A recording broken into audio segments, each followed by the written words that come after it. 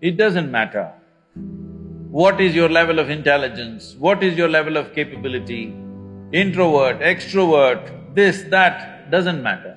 Do you have the courage and commitment to make the possibility into your reality? That's all the question is. There is no such thing as extrovert or introvert. Do not classify people like that. Some people see that they need to act and reach out. Some people see there is not much need for that. So maybe they are not on the Twitter and Facebook and whatever, this doesn't mean they're introvert. They have a life of their own. The difference between this extrovert or introvert is, it's like mistaking your exhalation for inhalation and inhalation for exhalation. We should not judge people like this. Every human being has a right to be whichever way they want. But now the question is, if I am not extrovert, will I be able to do things in the world? That's a main aspect of the question. See, your ability to do things is not because you want to do things. I want to do something is my desire. Desire is just an intention. An intention won't make things happen.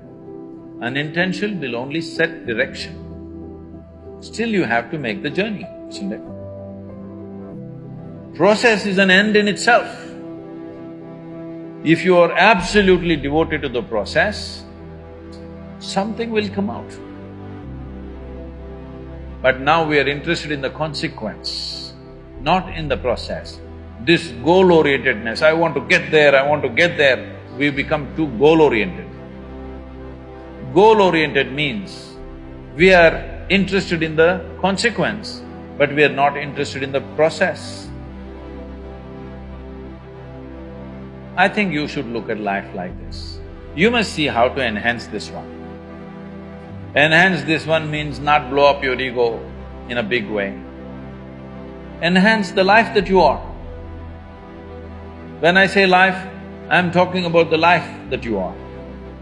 I'm not talking about your body, I'm not talking about the structure of your mind, I'm not talking about… See, when people say life, you are supposed to decipher. They could be talking about their home, they could be talking about their relationship, they could be talking about their car or their dog or something. My life means something. I'm not talking about that, I'm talking about the life that you are. Are you alive? Are you really alive? Or just a bundle of thoughts, emotions, ideas, prejudices, opinions? Most people are just this. Because of that, we make conclusions, this is an introvert, this is an extrovert. Because without conclusion, you can't have a thought. You need conclusions and conclusions and conclusions about everything. Now I need to conclude, this is introvert, this is extrovert. Otherwise my thought every time freaks, okay, who the hell is she?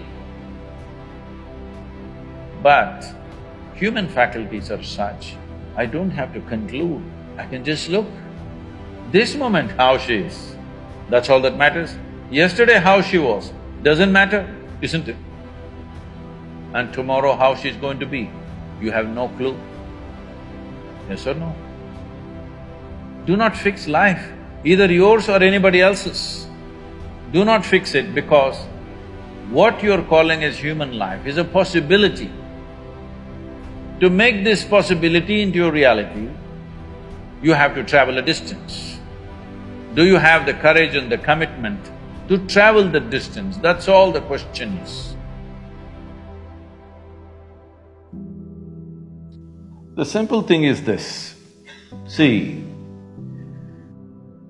if your joy, your sadness, your happiness, your misery is determined by something or somebody around you, the chances of you being joyful in your life is remote.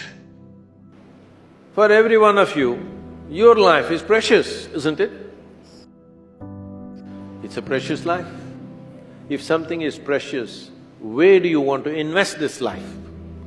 Into what do you want to invest this precious life?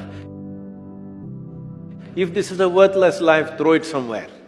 If this is a precious life, what do you want to invest this life into? If you look at it this way, you will find something truly worthwhile to do. If you think in terms of how to earn a living, how to get this kind of thing, that kind of thing, then you will do something silly that you will regret for the rest of your life. Most people are a regret. That's why they're going around joylessly, because they're not doing what they want to do. They are not creating what really matters to them. They're doing something for a living. Earning a living is not a big deal for a human being. Every creature, every worm, insect, bird, animal is earning their living, isn't it so? With such a big brain, what is the big deal about earning a living? What is it that you're going to create?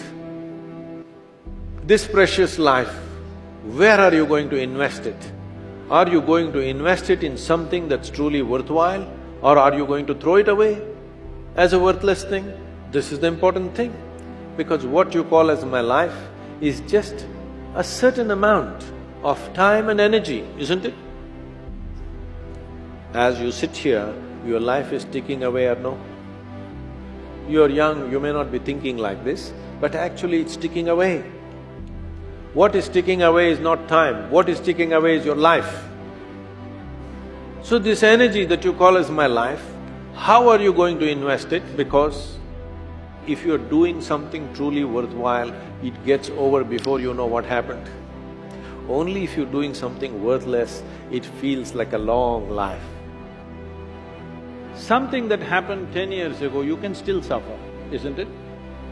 Huh? Something that may happen day after tomorrow, you already suffer. What happened 10 years ago or even 10 days ago, does it exist right now? Does it exist right now? What may happen day after tomorrow, does it exist right now? No. So if you suffer something that does not exist, should we call you sane or insane? Success means what? I made it. What did you make? I bought a house site. You think that's an achievement? I got a job. I made this much money. This is a very constipated way of looking at life. I want young people to look at it in terms of how we can do something that cannot be done in this lifetime. Oh, what will happen if I don't fulfill it? If you work incessantly and still at the end of your life the job is not done, it doesn't mean you're a failure, it means you had a great vision. That's what it means. If you go outside in the garden and try to catch an ant who is born here, who's grown up here and probably he'll die here,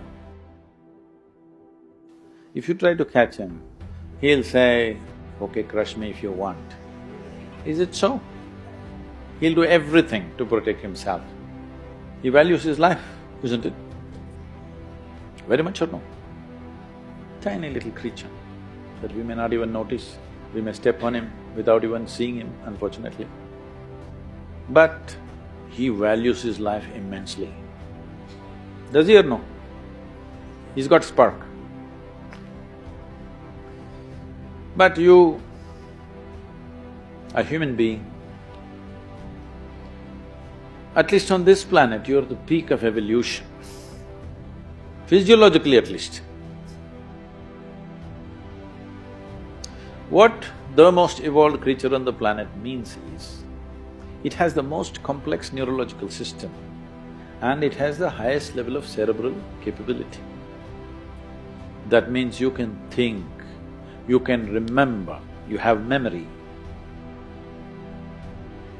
You have a very vivid sense of memory and a fantastic sense of imagination.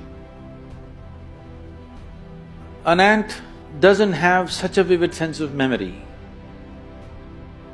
nor does he have any great imagination. He has some. But he has a presence of mind about the life that he is living. Because the education systems that you're going through right from kindergarten level is such that it is about everything except you. Somebody is PhD in tourism, somebody is PhD in biotechnology, somebody is PhD in something. Nothing about this. How does this function? There is no attention at all. A human being exists in three times.